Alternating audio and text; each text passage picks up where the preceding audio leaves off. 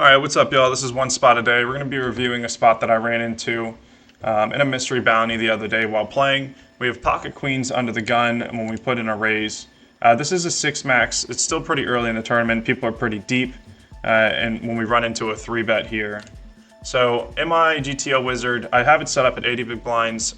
In the real game, we had 90 big blinds, but we can just assume some of these ranges are a little bit wider. Or just we can go under the assumption that we are playing this from an 80 big blind range, right? So our low jack, what we should be raising our 2.1 big blinds to, right, is our threes, all of our suited aces. This is essentially our under the gun, right, on a 6 max table. Even some of our king X suited, we don't want to play like our really low king X's, our queen eights, jack eights, 10 eights. All of these suiteds, Solver doesn't like these offsuit hands except for some of our stronger offsuit, right? So we put in the raise in our hijack. This is the range the hijack, the player next, should be playing with, but they elect to go with the 3-bet. And what is our 3-bet range here? Our 3-bet ranges here for our hijack, the player that 3-bet us, is a lot of look at this 6-5 suited is getting a lot of love. The 5-4 suited, those low connected boards, it does like the 3-bet here for those.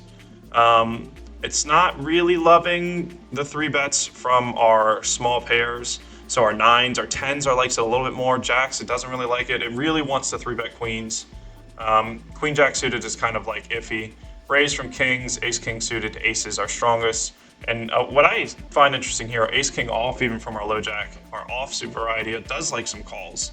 A lot of calls from our ace queen suited and our ace jack off. It's like, should you really be playing this? I'm not sure, right? What I also find interesting is that our ace 7 suited here, we're first of all playing all of our ace X suited except for our ace 2 suited. I don't really know why the solver doesn't really like the ace 2 suited compared to like ace 7 suited or ace 6 suited, right?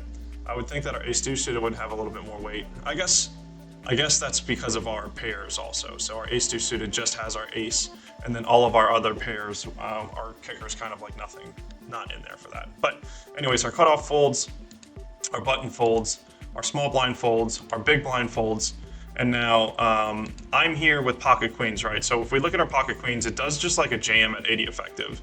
It does like the re-raise again.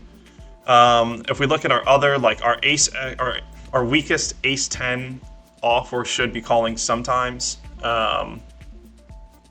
Yeah, but like it all of our small pairs, it just likes playing up to even 10s and jacks. It just likes playing. It doesn't really like 3-betting more. Our queens also, it's kind of indifferent. The solver's kind of indifferent to that.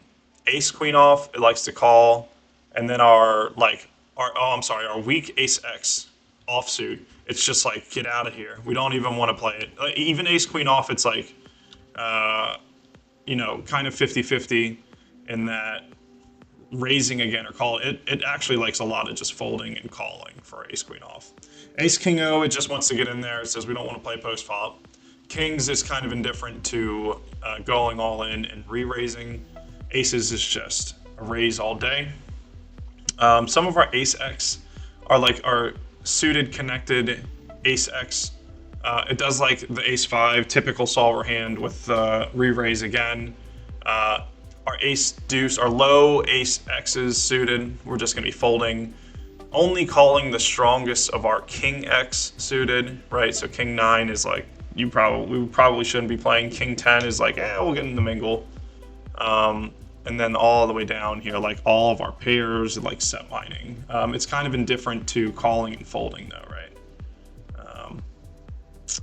So we do elect to put in the 4-bet here, and then our hijack.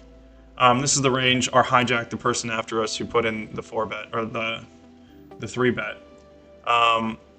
We have some calls, but it's really just like top of our range type stuff, right? I do find it interesting that it likes calling this 5-4 suited. What I think the biggest thing I'm taking away from this is like when we get in these deeper stacked implications, like it does like these suited connectors that hit lower boards, right? So our 5-4 suited, 6-5 suited, 7-6 suited, 8-7 suited, 9-8 suited, it's not that big of a fan of. But like our true suited connectors, if you look over here, like 10-8 suited's not in here, 8-6 suited's not in here. Like it only wants us playing like the premium of our suited connectors. I think it's pretty interesting. And then a lot of flatting with like our look. So it likes Queen Jack suited over here. It does not like King Queen suited. And that's because a lot of our 4-bets probably do include like kings, queens, aces types things, especially in this dynamic.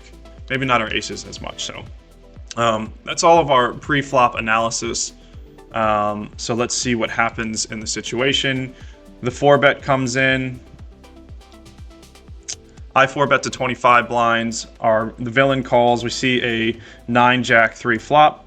And then villain jams 104 blinds into 52. And in the clip, I'm just sighing. We run into 6-deuce offsuit. And he drills the flush on the river. So, you know, we look in, and our job is to play the best poker we can play. But sometimes we just run into situations where, especially in low stakes tournaments, where stuff like this is going to happen. And this is the variance part. Like, you play a strong game, you do the best you can.